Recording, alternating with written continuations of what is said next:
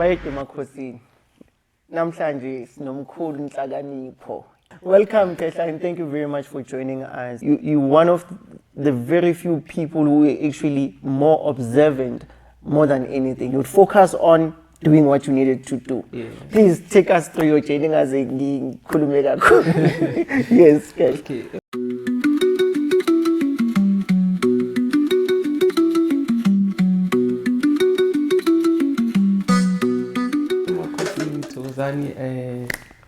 Mkhulu Nhlakanipho Shabangu, also known as Makhosi Shabangu. So with my journey, it started from when I was 4 years old. No, I was actually 3. Yes, I was 3 years old. So ekuqaleni kwayo, it was a matter of ukuthi I was at my paternal grandmother's house. So umkhulu my late paternal grandfather bekayinyanga. So kuthiwa I went esigodlweni sakhe and ngafika ke ngahlala lapho, and then I came back to the house ngabheka his portrait dining room. After ke lapho I looked back to the people that were there, my parents, my grandmother and other family members, ngabatshela ukuthi lo mkhulu uthi ngibabulise. And then from lapho it became an eye opener of some sort to them ukuthi ngathi khona khona, you know. So, and then I'd say from lapho, it kind of stopped for a while. Also, abantu abadala mhlambe ukuthi baze ba communicate nami. Yaze yabuya, I think when I was 7. At the age of 7, this one time when I woke up, I had to prep for school. So I couldn't feel my legs. Oh, okay, lapho I was living with my mom and sister. So no, mama has to go to work, but before that, she needs to take us to school. Now it was a matter of what's going on? Yabo ngumntwana inyawo next makashaya luto asnyagazi. Like literally now I can also feel my lower body, you know. So being a child, I cried. It's okay, what's going on? You know, I don't understand. Sharp. I was then taken to my maternal great grandmother's house. Ukuthi ayong paytag. So all right. Yes. So ngingani ngiyasaba isifethu. Yo, mangizofika lapha bazongipeta. You know? Hey, okay. Siye ke khona ke mndeni. Masifika ke immediately nje ethe masiceda ukungena nje egcekeni singena nasendlini. I was able to regain ngathi momentum yami or imizwa yeinyawo zami, you know. Ngespeki. Azange ngisapete ke ngokufika nje la nyathela okay, all right. Lapho ke ngakwazi ukuthi ngibuye emandleni ngikwazi ukuhamba sengiyodlala nezinye izingane, you know. And then it happened for the second time again. Second time it was just for like a few minutes, then after I was fine. Sharp. Then it went on and on until I think I was around the age of 11 or 12 years. Yes. From lapho ke now I started falling sick. Nakhona nje ngingenwa iflu. How masiya ku doctor kuthiwa ngine bronchitis, ngine asthma and whatnot. Okay, ngifakwa ama nebulizer and everything. Then from lapho, that's when amaphupho waqala ke ukuba khona, you know. Abantu abadala now I'd start dreaming of snakes, you know. I dream of amanzi.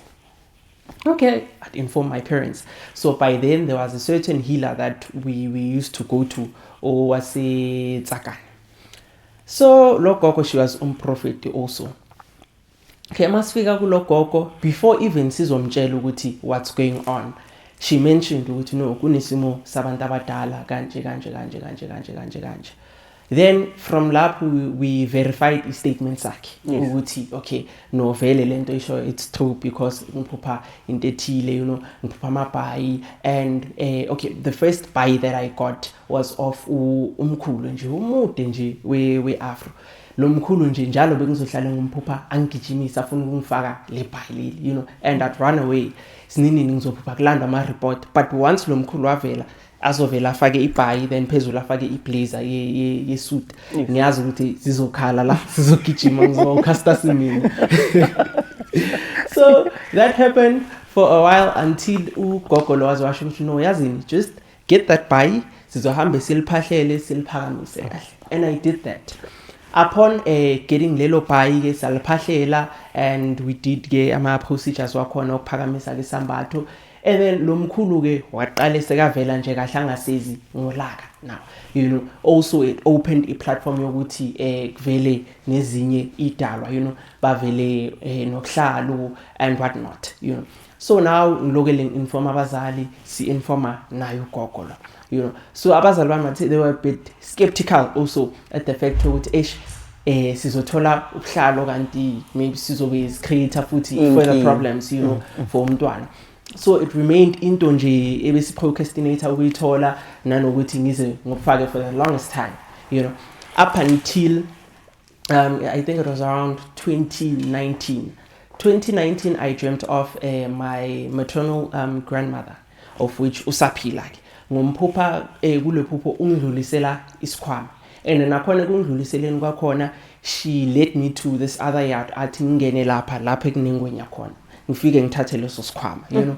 So ephupheni ke hayi ngithukile ukuthi hayi man mangizongena lapha what if lengwenya izongiluma, you know. So but I got to that yard ngafike ngayenza lokho ebekangitshela ukuthi ngikwenze, and ingwenya leyo didn't do anything to me.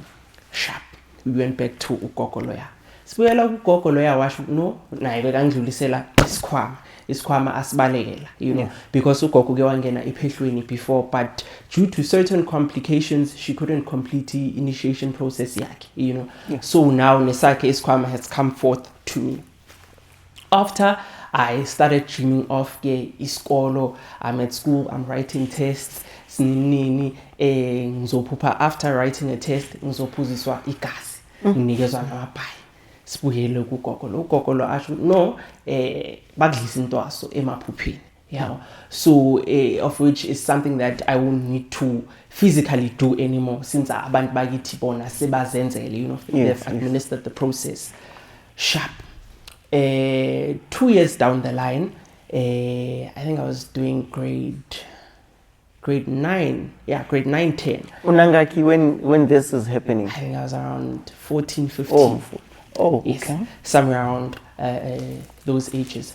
So lapho ke futhi ke ngilokele ngiyaphupha neyinyoka, phupha this huge black snake izongirola ngilahlele emanzini ngogogo nje bangigijimisa, you know. And it was around futhi isikhathi se COVID. Yes. Sharp COVID happened, lockdown. Mazithi lockdown lamaphupho ngiyabo alokele ayabuye ndayaziphinda, you know, till it got to a point whereby I just decided ukuthi yazi now lamabhaying now angeke ngisafake, angeke ngisaphahle mina, because what's the use, you know. Ngapha ngilokele ngiphupha nezinto ezingixakile, I'm experiencing ngasho ukuthi into efana nabo depression, you know, because I'd always isolate myself, you know, even from my family and just friends nje before COVID and during COVID. So that became a leyo nto leyo bengiwa through yona for the longest of time until 2021.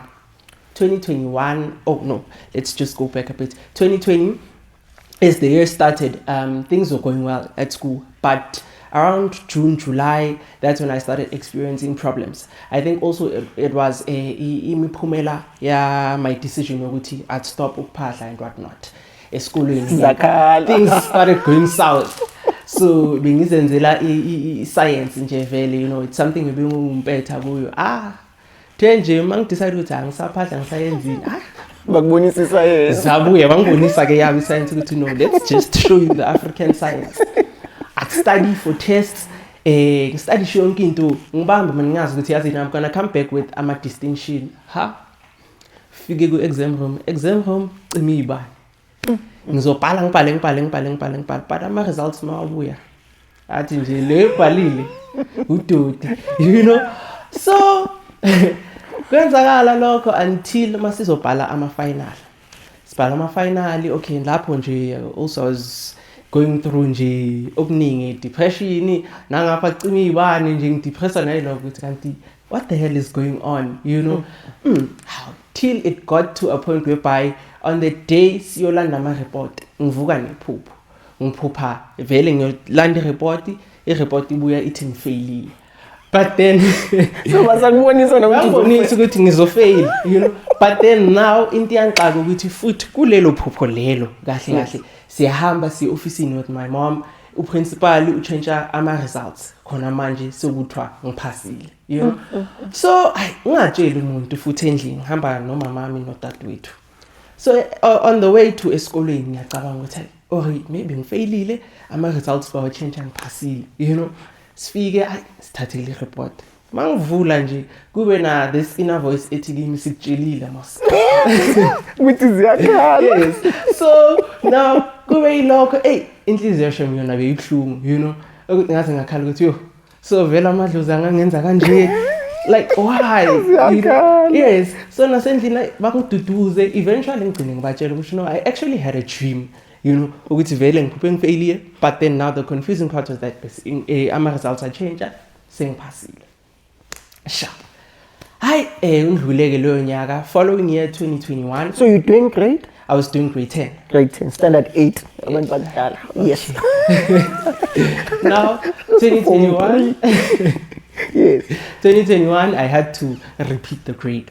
Okay. I went back to school. Prezithini abangani uyababona abaphasile, you know, wena usele move. But I had to just soldier on. I was like, yazini akunandaba bangahleka manje, but I know ukuthi the one who loves the last loves best, you know. Yes. So eventually ke abanye babo mangizophinda ke igrade nabo zabakhalela kuma grade wabo. Omunye umuntu so you curse them. Kanti lutho nkosi yami. You know. So yes, 2021 I repeated a grade and I decided to just change the stream lesibeng senza. So but I kept life science, I chose other subjects nje. Sharp. Starting off 2021 sabona nje khona umkhulu sambona nje nathi ku Moja Love kuthando noxolo. I wonder lo mkhulu lo mkhulu masimbona hayi uyahlola lapha. Okay, we were intrigued. We're like yazini mhlambe sizothola usizo la because we also had other problems nje nasendlini. Sharp. Boy abazali bami kuqala. But I went I think it was 2020 November. I went 2021 starting off the year. Sharp ngifike nje kulomkhulu Nkosi yami omncane uyithulele. Fike ahlola umkhulu lona umkhulu abona ukuthi no I have a spiritual gift, you know, kumele kuphethise ukuthile. Sharp kube yilokho and then eventually abazali bami baqala ukuthatha insebenzo. Mabayothatha insebenzo the day before ngiphupha ngisemanzini ngiyogeza. Okay, decide ukuthi mabazoya ngizoya nabo kulomkhulu. Hambe nabo sifike kulomkhulu lo ngumcocela umkhulu avela athi no, since you here let's just go emanzini nawe uvela ugeze once. Yes. Okay, kwenzakala lokho. Fike nje ngigeze nje ngamanzi nje wasemfuleni kuphela. Aclean nje amanzi. Akhulekelwe nje kuphela. Nkosi yami umkhulu alokela ngikhulekela. Nami ngokusaba ngiyasho ukuthi le nyoka lengiyiphuphile maye ngavela la engithathe. You know. So kwaba nje yilokho. And then after nje ukungeza nje ngalawo manzi I started dreaming of izambatho, dreaming of amajazi, dreaming of iphika, you know. So now futhi lamadlozi nezithunywa bebangasezi nga that full force, yes. You know. So and then I got my first speaker, went back to umkhulu wasikhulekela wasihlambulula. Sharp. Kwaya ngokuya ke I kept on going there until kwaze wanginikeza ke amagobongo ukuthi ngidle wona ke. And eqaleni kwami ukudla lawo magobongo I'd say ukuthi nasesikoleni I went back to doing exceptionally well, you know. I went back to being part of the top 10 again. Now how? Okay. Now mangifika kuma exam room ngifika nje ngiyazibhalela nje nasendlini angisastudy. So ne scope angisiphi nje ngincwadi. Ngiyazi ukuthi ngifika lapha ngiya freestyle mina. U90 wami ngizosiphumela nawo top 10 position 2 or position 1. Ngibuya nawo nje effortlessly so. So ushuthi lamagobongo lomkhulu lo wafaka iscope. Ngiyacabanga. Wakopisa la lamagobongo. Wawuphethe nje ama memo wama exam paper nje wathi nje kancane. Wafaka.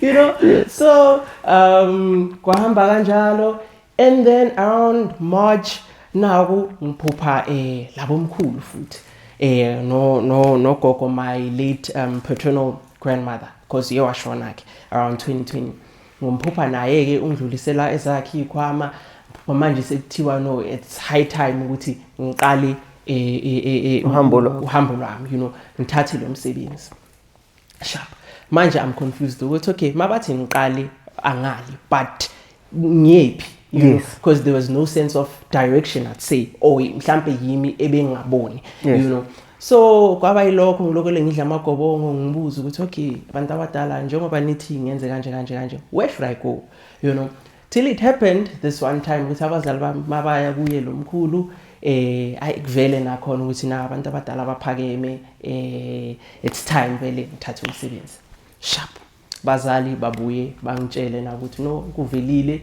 kumkhulu kanje and then we decided ukuthi yazini since vele ngasho ukuthi ukukhanya ngakuthola kumkhulu I might as well just ngibe under guidance yakhe noma mentorship yakhe. And then after writing my June exams, that's when I started with my journey.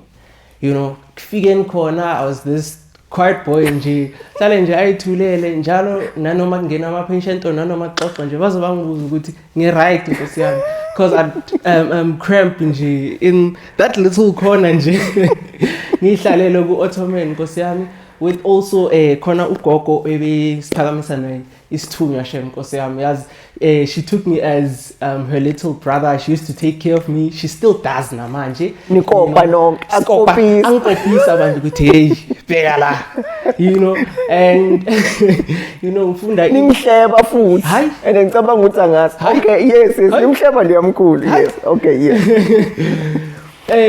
angibonisa ugogo ukuthi man kanje with also cleansings nantontoni so and mangifika khona okay ngafika vele nje sengibona but I was scared ukukhuluma and bengazi ukuthi ukhulumeka ngithini ngiqale indaba till this one time yena lo mkhulu wabona ngithi lo uyabona kodwa iyathula angibamba nje off guard ukuthi ithini ngilosi of which is something he used to do ngivele ngithi ngikhuluma ngibona next so yeah man bekasibeka nje kuma test amaningi lo mkhulu lona and I'd say ukuthi leyo nto leyo nayo it helped me in a way just to also try to get rid of my fear bit by bit and yeah kwafika a point in time whereby I completed training yami kumkhulu.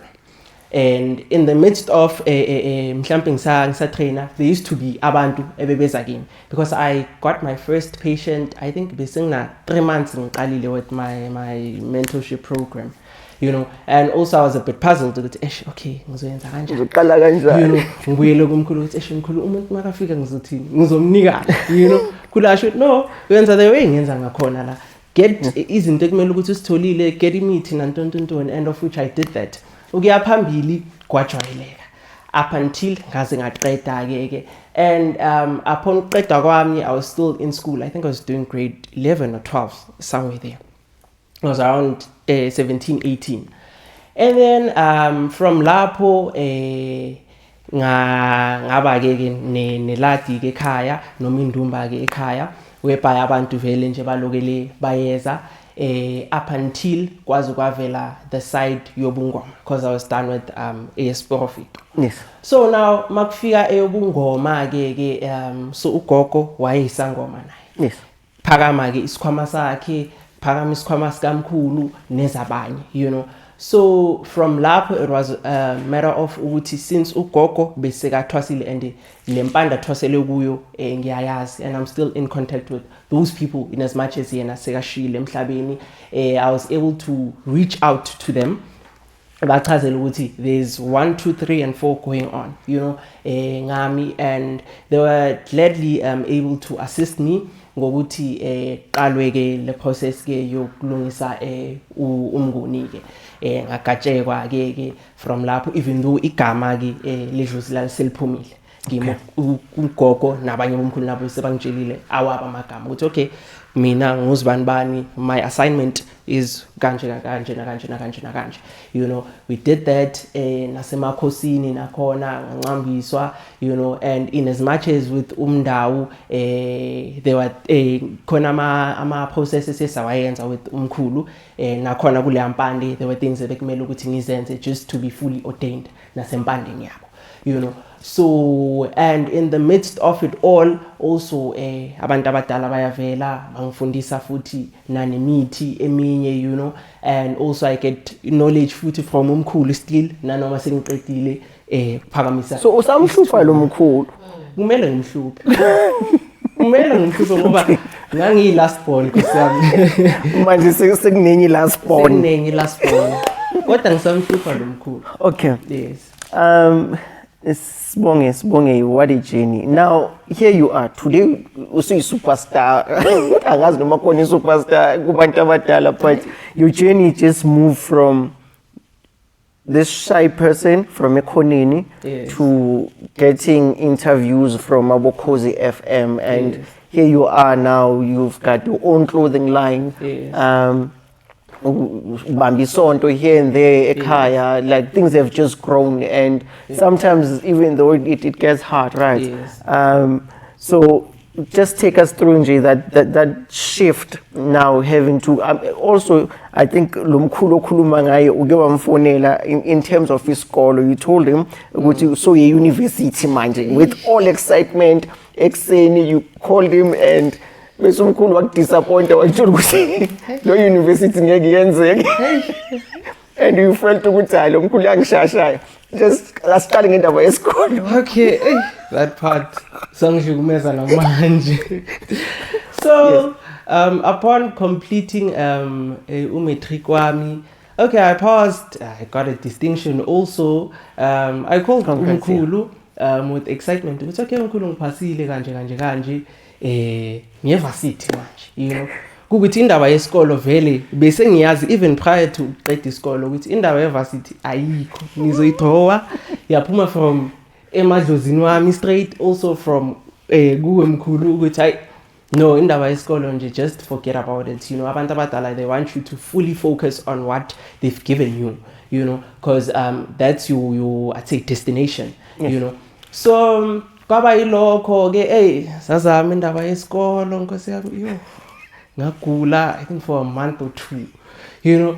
Upon ukugula ke kodwa still ngisayiqhubha lenkani yami umkhulu njalo ke la ngihleka athi no indaba yesikolo ikhohle ngoba yikho, you know, to a point whereby kuze ngize ngithi ngikhululeke noma ngithola ukuphila I had to go back to umkhulu ukuthi azahambe ayongeza ke sikhulume nawo lamanje sisibone ukuthi singanegotiate na sayizama indaba yakhona yafeyila nkosi njengoba bashini ukuthi hey asifunda indaba yesikolo yabo waqhubeka ngale ndaba yakho yesikolo thina sesukubulala, you know. So that also ngavele ngabona ukuthi yazini kunokuthi ngifele isikolo hayi ngcono ngivele ngihlale sekukhuluma umndawo manje. Yes, sekukhuluma umndawo manje ukuthi hey waqhubeka ngale ndaba yakho yesikolo thina sizokubulala, you know. Then I had to surrender ukuthi yazini sharp ndaba yesikolo nje angisayingeni, you know, akuseyami because uthi ufuna ukunikeza ubukhosi bakho. Yes, uthi akafuni esikoleni ngoba ufuna ukunikeza ubukhosi bakho. Yes, fully, because also as I was still in high school,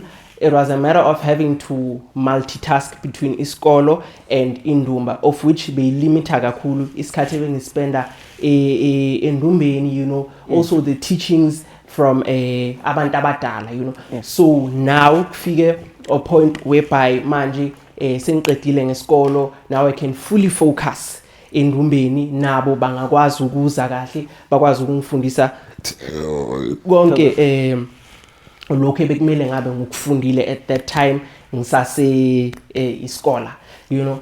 And then from lapho I'd say ukuthi okay ngamkela, but ngamkelela ebunzimeni, you know. Now having to adjust to being I'd say umahlalela, you know, hlele endlini linda ama-patient mhlawumbe ukuthi Yes. lapho kuthulekile uyasho ukuthi ayikho lento kube ngisesikoleni kube manje ngiyazi ukuthi ngihleli phezu kwencwadi ngine-stress sokuthi yazini nje mangaphasa nje ngiqhubeke nje ngisocialize futhi make new friends varsity life uyabona nje nabangani bakho abanye base-varsity nawe uyahalela ukuthi kube nami nje ngihleli nabo senze ukuthi nokuthi but unfortunately I'd say I got deprived of that opportunity of which ngasho ukuthi it wasn't a bad thing because ngiyabona manje ukuthi okay abantu abadala kahle bebachaza ukuthini mabathi isikolo abasifuni and then from lapho I decided ukuthi let me just also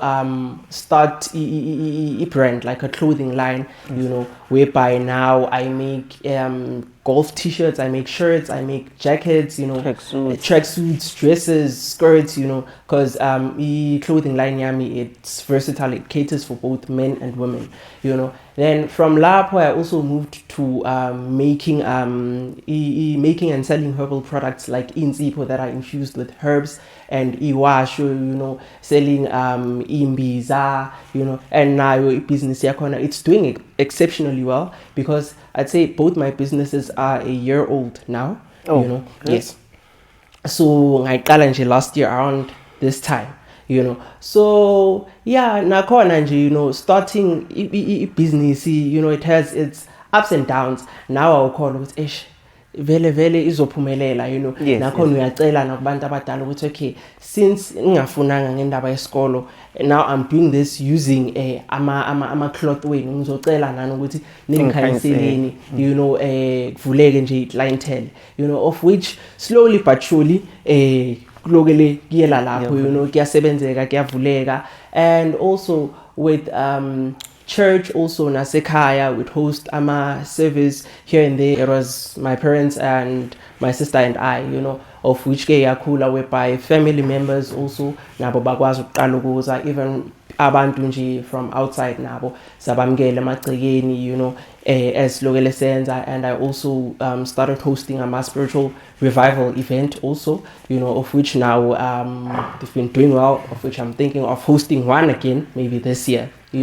So it's been that, and also spiritual independence, man, because umkhulu washo ukuthi in as much as sengiqedile my process kumele ngifunde ukuzimela, as opposed to ukuthi njalo nje ngilokele umhlupho ukuthi uzoba umntwana. Yes. in at the end of the day he's done his part, so now namele ngibone, in as much as yes akathi he's shutting the door for me, yes usazoba khona sazomonitor whatever kumele ukuthi akumonitor, but nami kumele ngifunde ukuzimela ukuze kusasa mhlambe mase ngingasamtholi or angasekho ngazi ukuthi yazi ngiyakwazi ukubhekana na each and everything engidlula kuyona, of which is something I've been practicing. Ngiyabona ukuthi it's also working towards my advantage, because there's things futhi engizifundayo from ngaphandle by associating myself with other spiritual and traditional healers. We share knowledge, we pass knowledge amongst each other, of which yes, iyangisebenzela also, it expands my line of work also, because these things engazange ngizifunde from the first phehlo and the second phehlo engikwazi ukuzifunda from laba abanye abantu, also engikwazi ukushare now with the people bakule mpande that I come from. Asithokoze kakhulu Khehla. Asithokoze kakhulu thina sithi bayede. Thank you so much for sharing ijeni yakho Khehla, and all the best. And one thing that I know, we have more shows that we're still going to do, whereby also you're going to be interviewing people and whatnot. So there's still a lot we're going to do, right? And it's khula nje kwakho, because now khula kwakho meaning you'll be able to teach others and get uyaphambili. So ngithi mina nje bayede makwande khanye kube cose kube hele acha amaXhosa. Amen.